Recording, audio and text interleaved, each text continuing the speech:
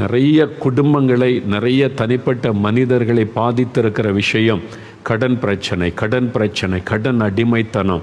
நிறைய சிறு வியாபாரிகள், பெரு வியாபாரிகள் கடன் பிரச்சனையில் தவிக்கிறாங்க. பல குடும்பங்கள் அதில் சிக்கி வெளிவர முடியாமல் சம்பாதிக்கிற பணமெல்லாம் வட்டிக்கு போய்விடுகிறது.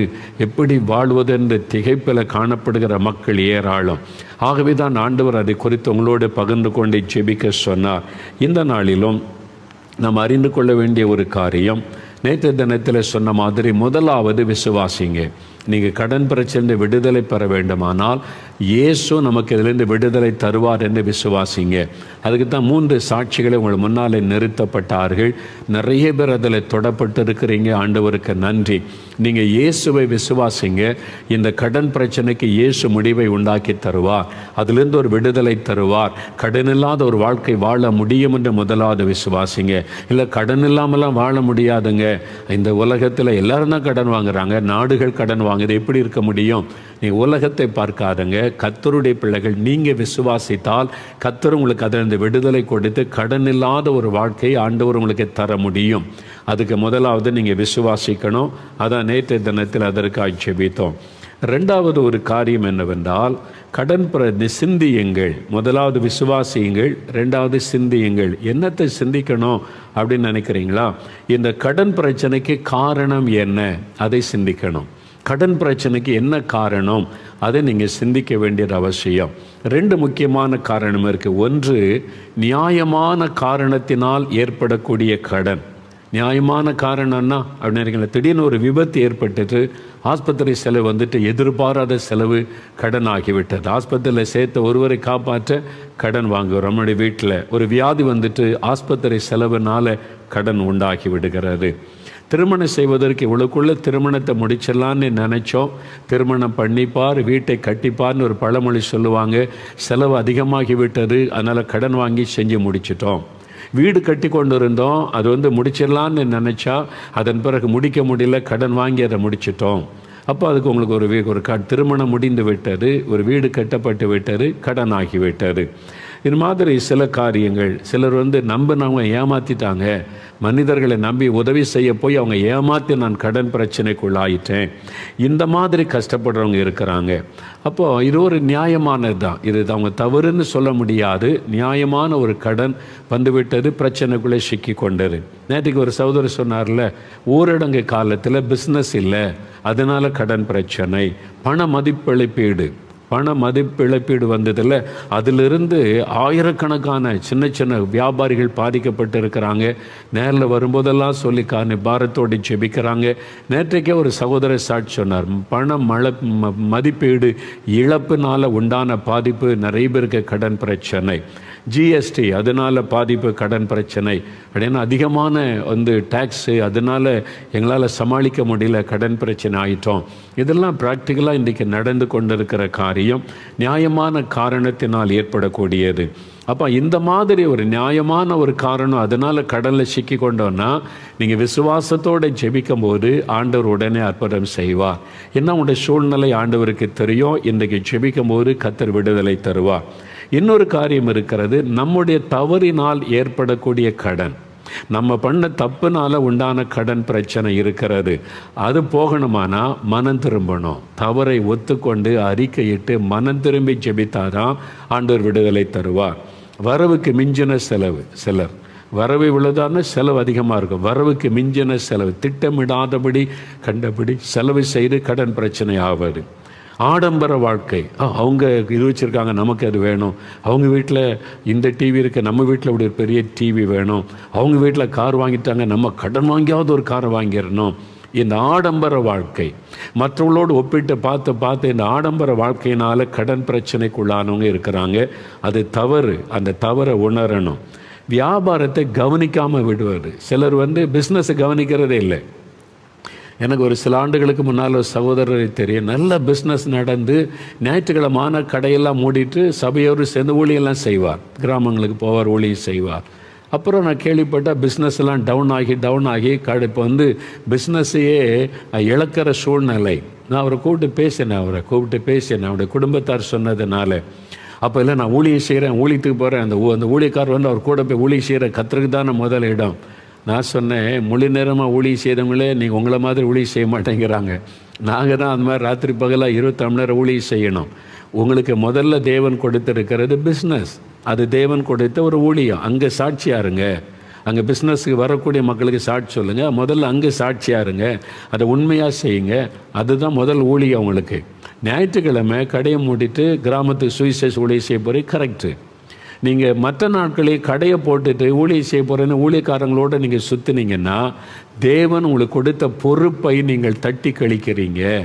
ஆண்டவர் உங்களுக்கு கொடுத்த பொறுப்பை நீங்கள் சரியாக கவனிக்காததுனால பிஸ்னஸ் பாதிக்கப்பட்டு கடன் பிரச்சனை, அது பாவம், அதை உணரணும். அப்போ வியாபாரத்தை சரியாக கவனிக்கிறதில்ல சிலர். அப்போ ஃப்ரெண்ட்ஸோடு சுற்றுறது, சிலர் ஊழியன்னு சுற்றுறது, சிலர் ஃப்ரெண்ட்ஸோடு வீணாக சுற்றுவது, அதெல்லாம் பிஸ்னஸ் நடக்கும், ஆண்டவர் பார்த்துக்குவாருன்னு சொல்லிட்டு உங்களை தான் நான் பார்க்க வச்சுருக்கிறாரு. அப்புறம் ஆண்டவர் என்ன பார்த்துக்கூடன்னு சொல்கிறது, உங்களை தான் வச்சுருக்காரு, நீங்கள் தான் அதை பார்க்கணுன்னு சொல்லி. அதனால் அதில் சரியாக செய்யாததுனால நஷ்டம். அப்புறம் வேலைக்கு சரியாக போகிற, ஒரு வேலை கிடைக்கிறதுக்கு ரொம்ப பிரயாசம், வேலை கிடைச்ச லீவு. அப்புறம் சம்பளத்தில் பாதி தான் வரும். ஆமாம், பாதி நாள் வேலைக்கு போகிறதில்ல. அப்போ பாதி பெர்மனெண்ட் ஆக வரைக்கும் போவாங்க. பெர்மனெண்ட் ஆன உடனே லீவு எடுத்து சம்பளம் கிடைக்காது. அப்புறம் கடன் வாங்கி செலவு பண்ணி சோம்பேறித்தனம், வேலையில் உண்மையில்லாத தன்மை, இதனால் கடன் பிரச்சனை ஆனவங்க பார்த்து கொண்டு இருக்கிறீங்க. இன்றைக்கு நீங்கள் மனம் திரும்பணும். ஞானமில்லாமல் நடக்கிறது, ஞானமில்லாமல் செலவு பண்ணுறது, ஞானமில்லாமல் காரியங்களை செய்வது, இதெல்லாம் நிறைய பேர் கடன் பிரச்சனை காரணம். திருமணம் நடக்குதுன்னா மிஞ்சின செலவு பண்ணுறாரு. அவங்க இந்த கல்யாண மண்டபம் ஒரு நாளைக்கு 2 லட்சம் ரூபா வாடகை, அதில் செய்கிற அவங்க பிஸ்னஸ் பீப்புள், அவங்களுக்கு வருமானம் வருது, அவங்க செய்வாங்க. நீங்கள் மாதம் சம்பளம் வாங்குறவங்க, உங்கள்கிட்ட இவ்வளோ தான் பணம் இருக்குன்னா ஒரு சின்ன மண்டபத்தில் சிம்பிளாக தான் திருமணத்தை நடத்தணும். இல்லை, வாழ்க்கையிலே ஒரு நாள் தான், அதனால் சிறப்பாக செய்யணும். பெருமை, இந்த பெருமையினால் கடன் பிரச்சனைக்குள்ளானவங்க தான் நிறைய பேர். உங்களுக்கு என்ன பணம் இருக்கிறோ, எவ்வளோ சேர்த்து வச்சுருக்கீங்களோ, எவ்வளோ வருமானமோ அதுக்கு ஏற்றபடி செலவு பண்ணி திருமணத்தை நடத்தி வைங்க. எதுக்கு அதை வீணாக பெருமைக்காக ஆடம்பரமாக திருமணம் நடத்துகிறன்னு லட்சக்கணக்காக கடன் வாங்கி வாழ்நாள் முழுவதும் கடன்காரலாக இருப்பது அது பாவம். முதல்ல அதை உணர்ந்து நீங்கள் மனம் திரும்பணும். மிஞ்சின செலவு பண்ணுவார். சிலர் பாவ பழக்கம், குடி பாருங்க, ரம்மி விளையாட்டு மாதத்தில் சாட்சி, அது பாவம். ஆன்லைனில் ரம்மி விளையாடி கடன்காரன் ஆகிட்டார், லட்சக்கணக்கான கடன், அது பாவம். குடிச்சு ஃப்ரெண்ட்ஸோடு சேர்ந்து ஜாலியாக சுற்றுறன்னு போய் சம்பாதிக்கிற பணத்தெல்லாம் அதில் விட்டுட்டு அப்புறம் கடன் வாங்கி செலவு பண்ணி கடன் பிரச்சனை. உங்கள் பாவ பழக்கத்தினால, உங்களுடைய தவறான காரியத்தினால, நீங்கள் உங்களுடைய ஆடம்பர பிரியராக இருந்ததுனால, நீங்கள் செய்த தவறுனால கடன் பிரச்சனை. அப்போ நீங்கள் மனம் திரும்பணும், ஆண்டவர்கிட்ட ஒப்பு கொடுக்கணும். சில மனைவிமார்கள் கணவர் கொடுக்குற அந்த சம்பள பணத்துக்குள்ளே குடும்பத்தை நடத்தாமல் இஷ்டப்படி செலவு பண்ணுறது. அவங்க செய்கிறாங்க, இவங்க செய்கிறாங்க, பெருமைக்காக அவள் கடன் வாங்கி பண்ணி ஒரு ஃபைன் மார்னிங் பார்த்தா புருஷன்கிட்ட சொல்லுவாங்க, இவ்வளோ கடன் எப்படி ஆச்சு? உடனே நான் உங்களுக்கு தானே சமைச்சு போட்டேன் அப்படின்னு சொல்லுவார். ஞானமில்லாமல் நடப்பது. சில பெண்கள் ஞானமில்லாமல் குடும்பத்தை நடத்த தெரியாமல் நடத்துறதுனால கடன். இந்த பாவங்களை விட்டு மனம் திரும்பணும். நீங்கள் மனம் திரும்பி ஒப்பு கொடுத்தாதான் இந்த கடன் பிரச்சனைலேருந்து கர்த்தர் உங்களுக்கு விடுதலை கொடுக்க முடியும். அப்போ ஐயா, நாங்கள் வீடு கட்டணும், இஎம்ஐ கட்டிடலாம் அப்படின்னு கடன் வாங்கணும். பிஸ்னஸுக்கு பேங்கில் லோன் கொடுக்காங்க, வீடு கட்ட லோன் கொடுக்குறாங்க. அப்போ அது மாதிரி வாகனம் வாங்க லோன் கொடுக்குறாங்க. ஒரு பைக் வாங்குறது, கார் வாங்க லோன் வாங்கி பேங்கில் லோன் வாங்கிடுறாரு. தப்பு கிடையாது, பேங்கை பயன்படுத்துவது தவறு அல்ல, அறிந்து கொள்ளுங்க. இயேசுவே சொல்கிறாரு, நீங்கள் வேத புஸ்தகத்தில் மத்திய 24 அதிகாரம் வாசித்தீங்கன்னா, காசுக்காரரிடத்திலே இந்த காசை கொடுத்து வச்சிருந்தா வட்டியோடு கிடச்சிருக்குமே, நீ அங்கே, அதாவது அந்த காலத்தில் இந்த பேங்கு, இயேசுவே சொல்கிறார், அந்த இயேசுவின் நாட்களே இருந்திருக்கு. காசுக்காரரிடத்திலே இந்த ஒரு தாளந்தை கொடுத்து வச்சுருந்தா வட்டி கிடச்சிருக்குமே என்பதாக சொல்கிறார். அப்போது பேங்கில் போட்டு அதன் மூலமாக வருகிற வட்டி நமக்கு ஆசீர்வாதத்தை கொண்டு வருதுன்னா அது தவறு அல்ல. வட்டி பேங்குன்னா நீங்கள் சரியாக இருக்கும், அதை சரியாக நீங்கள் பயன்படுத்தி கொள்வது தவறு அல்ல. அதே சமயத்தில் நீங்கள் அதை தவறாக பயன்படுத்தக்கூடாது. தவறாக பயன்படுத்துறதுன்னா அப்படின்னு கேட்டால், மாதத்தவணை மாதந்தோறும் இவ்வளோ பணம் கட்ட முடியுமா அப்படின்னு பேங்கில் கேட்பாங்க. உங்களுக்கு அந்த கார் வாங்குறீங்க, ஒரு பைக் வாங்குறீங்க, ஒரு வீடு கட்டுறீங்கன்னா இவ்வளோ லோன் எடுத்தால் மாதந்தோறும் 5000 ரூபா கட்ட முடியுமா, 10,000, அது தகுதிக்கு ஏற்றபடி கடன் எடுக்கணும். சிலர் பேங்க் தான் லோன் கொடுக்குதில்ல, அவனை சொல்லுவாங்க மாதம் 20,000 கட்டிடுவோம் அப்படின்னு எடுக்கிறது. அப்புறம் பார்த்தா வீடு கடன் பிரச்சனையில் மூழ்கி விடும். தகுதிக்கு மிஞ்சி ஞானம் இல்லாமல் செயல்படுவது. அதான் சொல்கிறேன், நம்முடைய தகுதிக்கு மிஞ்சி வீடு கட்டுறது, தகுதிக்கு மிஞ்சி கல்யாணம் பண்ணி வைக்கிறது, தகுதிக்கு மிஞ்சி ஸ்கூலில் நான் எல்லாரும் படிக்க வைக்கிறாங்க, நான் அவ்வளோ ஃபீஸ் கட்டி படிக்க வைக்கணும் அப்படின்னு. சாதாரண ஸ்கூலில் படிக்க வச்சோம் நீங்கள் பிள்ளைகள் நல்ல நிலைமைக்கு வர முடியும். உங்களுடைய வருமானத்திற்கு ஏற்றபடி இதை செய்யணும். இதெல்லாம் செய்யாமல் இஷ்டப்படி செலவு பண்ணிட்டு கேட்ட விசுவாசம், கர்த்தரை விசுவாசிக்கிற அப்படின்னு சொல்லிட்டு தப்பு. அதெல்லாம் செய்யக்கூடாது, தப்பு. நீங்கள் தப்பு பண்ணிட்டீங்க, அதை உணர்ந்து ஆண்டவர்கிட்ட ஒப்பு கொடுத்து மனம் திரும்பி ஒப்பு கொடுத்து ஜெபித்தால்தான் தேவன் அதில் உங்களுக்கு உதவி செய்ய முடியும். திருப்பி செலுத்த முடியுமா? நம்ம பேங்கில் இவ்வளோ லோன் வாங்குறோமே, மாதந்தோறும் கட்ட முடியுமான்னு யோசிக்கணும். வேறு புஸ்தகத்தில் லூக்கா 14ஆம் அதிகாரம் 28-30 வரை வசனம் பாருங்கள். இயேசு ஒரு அழகான ஒரு காரியம் சொல்கிறார். லூக்கா 14:28-30.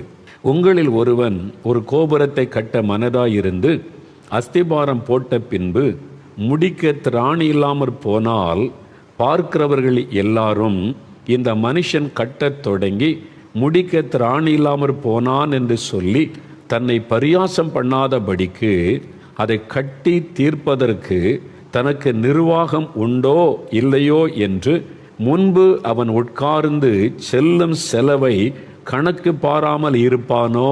எவ்வளோ அழகாக ஏன் சொல்கிறார் பாருங்க. நீ ஒரு வேலை வீடு கட்ட ஆரம்பிக்கிற, பாதியில் நிற்கிறியே. சர்ச்சை கட்ட ஆரம்பித்தோம், பாதியில் நிற்கிற. 5 வருஷமா 10 வருஷமா ஏன்? தயவு செய்கிற ஊழியக்காரங்கள் இயேசுவை அவமானப்படுத்தாதங்க. விசுவாசத்தோடு ஆரம்பித்தோம், பாதியில் நிற்கிது. அப்போ உங்கள் விசுவாசம் பாதி விசுவாசம் தானா? Where is your faith? நீங்கள் விசுவாசத்தோடு ஆரம்பித்தோன்னா விசுவாசத்தோடு கட்டி முடிச்சிருக்கணும்ல. யோசிங்க. பணம் இல்லை, அதனால் பாதியில் நிற்கிது. யாருக்கு அவமானம்? யோசிங்க. அப்போ ஆண்டவர் கட்ட சொன்னாரா? இவ்வளோ பெருசாக கட்ட சொன்னாரா? அதை யோசிக்கணும்ல. வீடு கட்டுறீங்க, பாதியில் நிற்கிதுன்னா யாருக்கு? ஜெபம் பண்ணி ஆரம்பிக்கிறீங்க, பாதியில் நின்று போச்சு. திராணியில் பரிகாசம் பண்ணுவாங்கல்ல, என்ன ஜெபம் பண்ணி ஆரம்பித்தாங்க, பாதியில் நிற்கிற வீடு, பாதியில் நிற்கிற சர்ச்சு, கட்ட முடியலையா? யாருக்கு அவமானம்? ஊழியக்காரன் சொல்லிட்டு இயேசுக்கு அவமானத்தை உண்டாக்குறீங்களா? யோசிங்க, கொஞ்சம் யோசிங்க. விசுவாசனை ஒரே வார்த்தையில் அப்படின்னா நீங்கள் முழங்கால நில்லுங்க, உபவாசம் பண்ணுங்க, ராத்திரி பகலாக ஜெபம் பண்ணி எந்த மனுஷர்கிட்டையும் கேட்காருங்க. ஜெபம் பண்ணி கட்டுங்க, முடிச்சிருங்க. அப்போ நீங்கள் ஆண்டவர் சொன்னார், அப்போ ஆண்டவர் கேட்பார், நான் சொன்னேன்னா இவ்வளோ பெரிய சர்ச்சு கட்ட சொல்லி? நீயா பிளான் போட்ட, நீயா கட்டுற? இவ்வளோ பெரிய வீடு கட்ட சொல்லி நான் அவனுக்கு சொன்னேன்னா? எல்லாரும் சொன்னால் நீ என்கிட்ட கேட்கணும்ல. எத்தனை ரூம் வச்சு வீடு கட்டுறது ஆண்டவரே, எனக்கு இவ்வளோதான் வருமானம், என் தகுதிக்கு ஏற்றபடி வீடு கட்டி கொடுங்கன்னா ஆண்டவர் உதவி செய்வார். தகுதிக்கு மிஞ்சி பிளான் போட்டிங்கன்னா நம்ம தான் நிறைய பேர் கடனுக்கு காரணம். நான் நேற்றுக்கு சொன்னேன், நம்ம இந்த கேம்பஸில் நிறைய கட்டடம் கட்டியிருக்கேன். தேவனுடைய வீடு, தேவனுடைய கூடாரம், தேவனுடைய மாளிகை, நிறைய கட்டடம். எந்த கட்டடத்துக்கும் கடன் வாங்கினது கிடையாது. நல்லா அறிந்து கொள்ளுங்க. எந்த கட்டடத்துக்கும் கடன் ஒரு நாளும் பணம் இல்லைன்னு கட்டடம் பாதியில் நின்னதே கிடையாது. ஆரம்பிச்சிலேருந்து சில வருஷம் கடன், 5 வருஷம் 10 வருஷம் சில 12 வருஷம் ஆயிருக்கும், நின்னதே கிடையாது. ஆண்டவர் கொடுக்க நடத்தி பணம் இல்லைன்னு நிறுத்திட்டோன்ற நிலைமை வந்ததே கிடையாது. ஏன் தெரியுமா? நானே பிளான் போட்டது இல்லை. ஆண்டவர் இது எப்படி கட்டணும், கர்த்தர் பிளான் கொடுப்பார். இவ்வளோ சைஸ் இருக்கணும், இப்படி கட்டணும், இப்படி வீண் செலவு இல்லாமல் கரெக்டாக கட்டணும். கர்த்தர் சொல்லுகிறபடி கட்டுறதுனால எங்களுக்கு ஒரு நாளும் பணம் இல்லைன்னு பில்டிங் வேலை பாதியில் நின்னதே கிடையாது. நான் சாட்சியாக சொல்ல, இயேசு எவ்வளோ உண்மை உள்ள தேவன். இயேசுக்கு அவமானத்தை கொண்டு வராதுங்க. தயவு செய்து ஊழியக்காரங்க பாதியில் நின்று போச்சு, 10 வருஷமாக கட்ட முடியலன்னா ஏன்? உட்காந்து யோசிங்க, ஆண்டவர்கிட்ட கேளுங்க. ஏன் ஆண்டவர் உங்களால் என் சர்ச்சை கட்டித்தர முடியாதான்னு கேளுங்க ஆண்டவர்கிட்ட. ஏன் இயேசுக்கு அவமானத்தை உண்டாக்குறோம்? தயவுசெய்து வீடு பாதியில் நிற்க. அதான் இயேசுவே சொல்கிறாரு, நீ உட்கார்ந்து நிதானம், முன்பு உட்கார்ந்து செல்லும் செலவை கணக்கு பார்க்காமல் இருப்பானோ. உட்கார்ந்து கணக்கு பார்க்கணும்ல, இது கட்டி முடிக்க நான் இவ்வளோ ஆகும், இது நம்மளால் முடியுமா? யோசிக்கணும். விசுவாசம் நீ பொதுவாக சொல்லாதங்க. விசுவாசம் தேவன் வாக்கு கொடுத்தாரா? தேவன் வாக்கு, அதில் தான் விசுவாசம். நீங்களா விசுவாசம் பிளான் போட்டு செஞ்சீங்கன்னா அது நிற்காது, அறிந்து கொள்ளுங்க. வீடு கட்டினா கூட ஆண்டவர்கிட்ட கேளுங்க, எத்தனை ரூம் வச்சு கட்டணும், எவ்வளோ செலவில் கட்டணும். கொஞ்சம் முன்ன பின்ன அதிகமாகலாம். அதுக்கு நீ 5 லட்ச ரூபா கட்ட தகுதி உங்களுக்கு இருந்தால், நீங்கள் 30 லட்ச ரூபாய்க்கு பிளான் போட்டு விசுவாசிக்கிறேன் அப்படின்னு கேட்டால் என்ன அர்த்தம்? ஆண்டவர்கிட்ட கேளுங்க. எந்த செஞ்சாலும் ஆண்டவர்கிட்ட பிஸ்னஸ் ஆனாலும், வீடு கட்டுகிற காரியம், சர்ச்சு கட்டுகிற காரியம், ஊழிய காரியம், ஆண்டவர்கிட்ட கேட்டு செய்யுங்க. அதுக்கு கடனே வராது. நான் சொல்ல முடியும். நம்ம தப்பு பண்ணுறோம், நம்ம தப்பை உணரணும், நம்ம ஒப்பு கொடுக்கணும். ஆண்டவர்கிட்ட ஒப்பு கொடுத்து நம்ம ஜெபிச்சாதான் கர்த்தர் நமக்கு உதவி செய்வார். மாதந்தோறும் இதை திருப்பி செலுத்த முடியுமா, நமக்கு திராணி இருக்குதா, அதை பார்க்கணும். பெருமைக்காக கடன் வாங்கி செஞ்சிடுறாரு, பெருமைக்கு, அப்படியே பெருமைக்கு. அது மாதிரி தேவ சித்தம் இல்லாமல் செஞ்சிடுறாரு. யோசித்து பாருங்க. இப்போ நம்ம முடிஞ்ச அளவுக்கு பலருக்கு உதவி செய்கிறோம், படிப்பு மற்ற காரியம். சிலர் ஊழிக்காரங்க, என் மகனை வெளிநாட்டுக்கு படிக்க வச்சேன், முதல் வருஷம் எப்படியோ அங்கங்கே கடன் வாங்கி கட்டிட்டேன், இப்போ 3வது வருஷம் முடிய போனால் சர்டிஃபிகேட் தரமாட்டேங்கிறாங்க, அதுக்கு 20 லட்ச ரூபா ஆகுது, கொடுத்து உதவி செய்யுங்க. எனக்கு தலையே சுற்றிட்டு அப்படியே. ஐயா ஒரு 50,000 25,000 1 லட்சம் வரைக்கும் ஹெல்ப் பண்ணலாம். 20 லட்சம் 25 லட்சம் கொடுத்து, அப்போ நாங்கள் அவங்கள்ட்ட கேட்குறாரு, உங்களை யார் படிக்க வைக்கிறதுக்கு வெளிநாடு அனுப்ப சொன்னது? நீங்களும் ஆசைப்பட்டீங்க, கர்த்தர்கிட்ட கேட்கல, ஆண்டவர் சொல்கிறபடி என்ன சொல்கிறான்னு கவனிக்கலை. அப்படி செய்கிறது தான் நம்முடைய கிறிஸ்தவ வாழ்க்கையா? ஆண்டவருடைய சித்தம் என்னன்னு கேட்குறோமா? கேட்குறதே இல்லை. நம்ம இஷ்டப்படி எல்லாம் செய்யணும், கடன் வாங்கி. அப்புறம் கேட்ட விசுவாசத்தோடு செஞ்சேன், முடியல அப்படின்னு சொல்லி இயேசுக்கு தயவு செய்து அவமானத்தை உண்டாக்காரங்க. அப்படின்னா சாட்சியாக சொல்லுங்கள், நான் கர்த்தர்கிட்ட கேட்டேன், ஆண்டவர் அனுப்ப சொன்னார், நான் யார்கிட்டையும் கேட்கல, முழங்கால நின்று கேட்டு ஆண்டவர் ஜெயம் கொடுத்துட்டான்னு சொல்லணும். ஆண்டவர் செஞ்சிருவார், வெட்கப்பட விட மாட்டார். கர்த்தர் சொன்னால் செஞ்சிருவார். கர்த்தர்கிட்ட கேட்காம நீங்களாக செஞ்சீங்கன்னா அவமானம் தான் நிற்கும். தயவு செய்து யோசித்து பாருங்கள். எப்படிங்க 20 லட்சம் 25 லட்சம் கொடுக்க முடியும்? யாரும் உதவி செய்ய முடியாது இல்லையா? ஆண்டவர் அதை அனுமதிக்கலை. ஆண்டவர் கேட்குறாரு, ஏன்ட்டு கேட்டால் படிக்க வைக்க அனுப்புனா அதுக்கு அல்ல, இனி இந்த மாதிரி உள்ளவங்களுக்கு உதவி செய், தகுதியானவங்களுக்கு உதவி செய், அவ்வளோதான். அப்படி தான் ஆண்டவர் நடத்துகிறார். தயவு செய்து விளங்கி கொள்ளுங்க, நீங்கள் புரிந்து கொள்ளுங்கள், தப்பு பண்ணாதுங்க. உங்கள் பிள்ளைகளை எந்த ஸ்கூலில் படிக்க வச்சா நம்மளால் படிக்க வைக்க முடியும்னு யோசிங்க.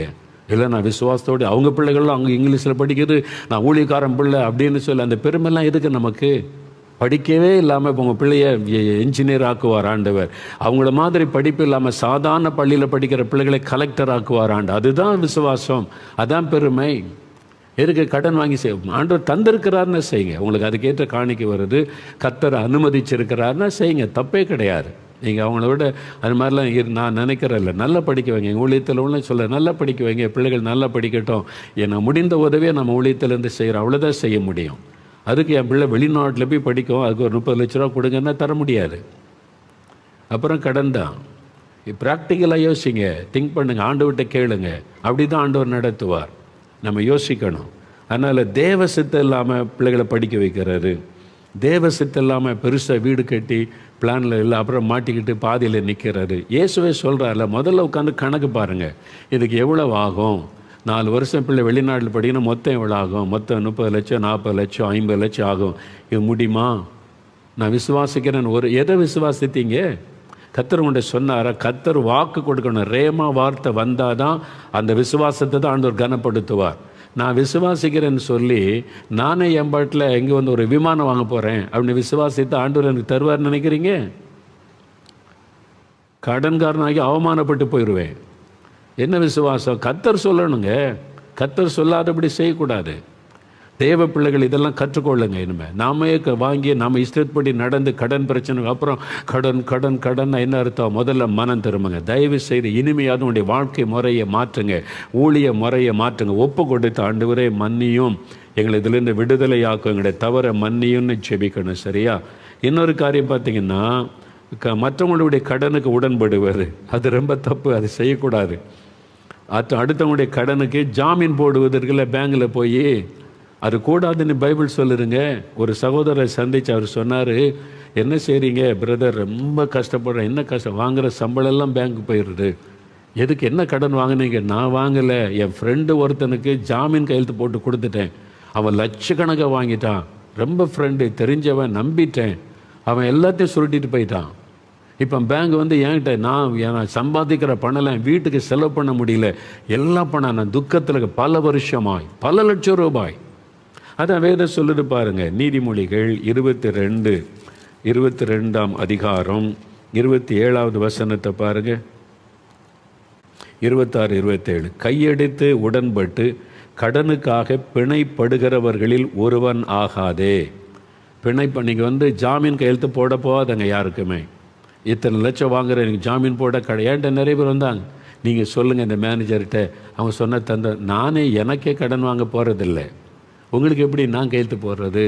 என்கிட்ட என்ன அதாவது யாருக்கும் ஜாமீன் கையெழுத்து போட்டு கடனுக்கு நீங்கள் கடன் அந்த சிக்கலில் மாட்டாதங்கன்னு வேதம் சொல்லுகிறார். அப்படி நிறைய பேர் தங்களுடைய ஆசீர்வாதத்தை இழந்து போனாங்க. நீதிமொழிகள் 6ஆம் அதிகாரம் 1-2 வசனம் பாருங்கள். நீதிமொழிகள் 6ஆம் அதிகாரம் 1-2 வசனம் பாருங்கள்.